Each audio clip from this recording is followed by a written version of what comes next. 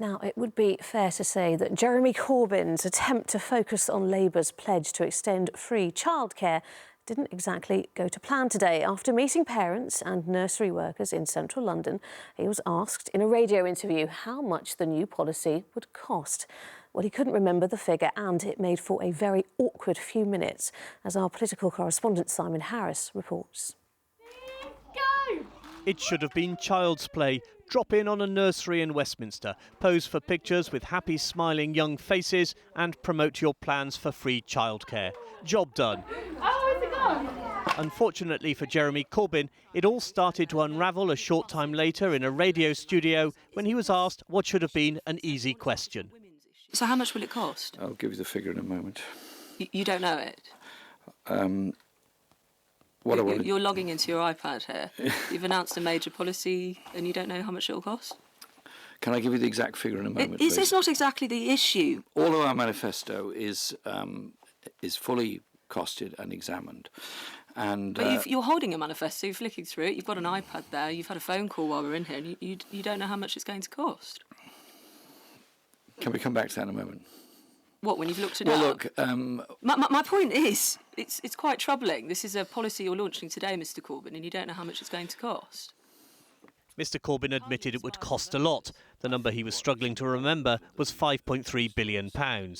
It's not the first time a senior Labour frontbencher has struggled with figures. Mr Corbyn's performance had embarrassing echoes of another awkward radio encounter. Earlier this month, Shadow Home Secretary Diane Abbott came unstuck on LBC over the cost of hiring 10,000 extra police. We believe it'll be about £300,000. £300,000 for 10,000 police officers? What are you paying them? It will cost about £80 million. What is wrong with senior Labour politicians? They can't do their sums. Well, everyone can have a bad day in the office. I'm quite clear the choice on June the 8th. Later, on a visit to Watford, Mr Corbyn apologised for his memory lapse. I didn't have the exact figure in front of me, so I was unable to answer that question, for which, obviously, I apologise. Tonight, the Lib Dems accused Mr Corbyn of borrowing Diane Abbott's calculator. The Conservatives said his shambolic performance showed he was unfit to be Prime Minister. Simon Harris, ITV News, Westminster. But first, as we approach the final week of the general election campaign, there is much to play for in London, but there are few marginal seats being as fiercely fought over as Richmond Park. It was won in 2015 by the Conservative Zac Goldsmith, but he then lost to the Liberal Democrats in a by-election last December, called because he stood down over his party's support of the Heathrow expansion. Now he is back in Tory colours, trying to win the seat again. Richmond is a key London battleground, and Simon Harris has been speaking to the candidates. The election is hard to miss in Richmond Park. A poster war has broken out in this closely fought marginal where former turncoat Tory Zac Goldsmith hopes to reverse his humiliating defeat by the Liberal Democrats 6 months ago. His party appears to have forgiven him for the trouble he caused. This week he was joined on the doorstep by the Prime Minister. And Mr Goldsmith is certainly on message, up to a point. Increasingly, people recognise that a vote for the Lib Dems is effectively a vote for Jeremy Corbyn. We've seen with the polls tightening that is a real prospect. It is more likely today than it was last week that Jeremy Corbyn will be the next Prime Minister, and that is focusing people's minds as well. Sarah Olney was the surprise winner when Zac Goldsmith resigned as an MP. Her challenge now is to repeat that victory despite the Tories' huge opinion poll lead over the Lib Dems. How tough an opponent is Zac Goldsmith? Well, pretty tough. I mean, he's won a big majority here before, but, I obviously beat him in the by-election and nothing's changed since then. Richmond-upon-Thames is one of London's greenest and wealthiest commuter suburbs. In the EU referendum, a majority of voters wanted to remain. Zac Goldsmith favoured leave, which probably cost him the seat in the by-election. Next week's poll might be a rematch, but there is one extra player. In November, UKIP effectively endorsed Zac Goldsmith by not putting up a candidate. The Greens did the same to help the Liberal Democrat Sarah Olney. Once again, there is no Green candidate, but this time UKIP are standing. Not that their candidate can spend much time here. He lives in the Midlands. People have the right to vote for a UKIP member, and it's for this reason that a lot of them asked me to go and stand in UKIP, in Richmond rather, as I'm considering the possibility of moving down there to be closer to my daughter. Estate agents might describe Richmond as desirable but not tranquil. The constituency sits under the Heathrow flight path. All of the candidates oppose a third runway, putting some of them at odds with their party's official line. People are unconvinced by Zach's anti-Heathrow campaigning now that he's standing for the Conservatives, and they've made it very clear in their manifesto that they still support expansion. If you're so opposed to Heathrow, how with integrity can you stand on a manifesto that backs it? Well, look, you'd have to be a robot to pretend that you agree with each and every dot and comma in the manifesto of the party that you support. I'm not really very keen upon it, but obviously the manifesto of the Labour Party, I'm fully supporting that. Even though you don't support Heathrow expansion?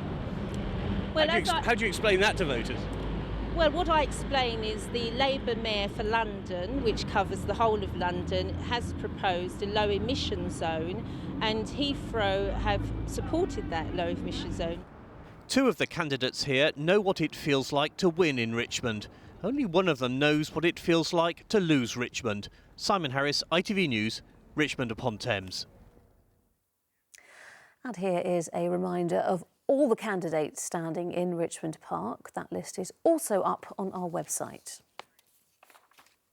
Now, as we enter the final week of the general election campaign, there's much to play for in London, and one of the most hotly contested seats will be Twickenham. Sir Vince Cable's 18 years as MP ended abruptly back in 2015 when he lost his seat, of course, to the Tories. But he's back and hoping for re-election, though he says he has no plans for leading the Lib Dems. Well, Twickenham is one of London's key battlegrounds, and our political correspondent Simon Harris has been speaking to the candidates. He was once entitled to a ministerial limo. Today he's a cycling knight attempting a parliamentary comeback.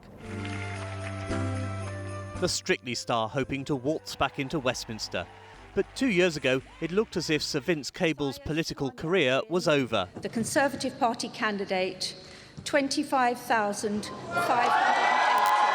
This was the moment the business secretary lost Twickenham to the Tories. His 18 years in the Commons included a short spell as acting leader of the Liberal Democrats, a job he insists is definitely not on his radar now. Do you still have ambitions? No, I'm not thinking about leadership. I'm going back to be a good constituency MP. I've been a cabinet minister, I've been there, I've done it.